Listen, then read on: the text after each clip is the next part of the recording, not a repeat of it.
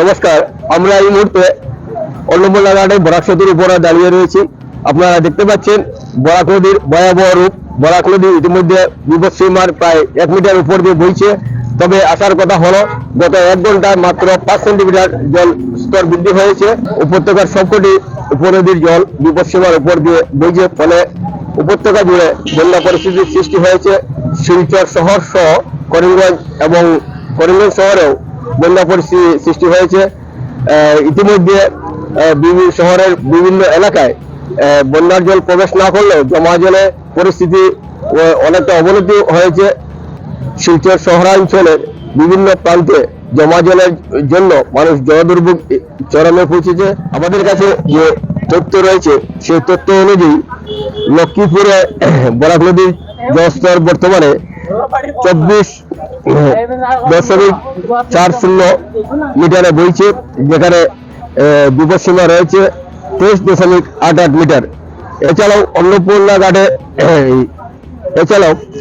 আমলাঘাটে সোনাই নদীর জল 22.60 মিটারে বইছে, যেখানে বিপদসীমা 26.96 মিটার। দোলাইয়ে রুকনি নদীর জলস্তর রয়েছে 26.43 মিটার, সেখানে বিপদসীমা হলো 24.58 মিটার। এই নদীটিও বিপদসীমার অনেক উপর দিয়ে বইছে। গালমুড়ার জলেশ্বরী নদী জলস্তর বর্তমানে 32.89 মিটারে বইছে, সেখানে বিপদসীমা 22.05 মিটার।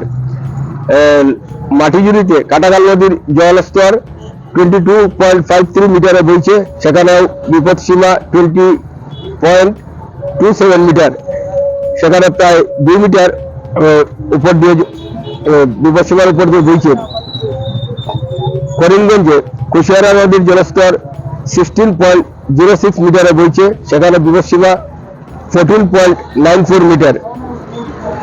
মধুরা নদীর জলস্তর বর্তমানে রয়েছে 22.23 মিটার, সেখানে বিপদসীমা 20.90 মিটার। গত 24 ঘন্টায় শিলচর সহ সংলগ্ন এলাকায় 193.8 মিলিমিটার বৃষ্টিপাত হয়েছে।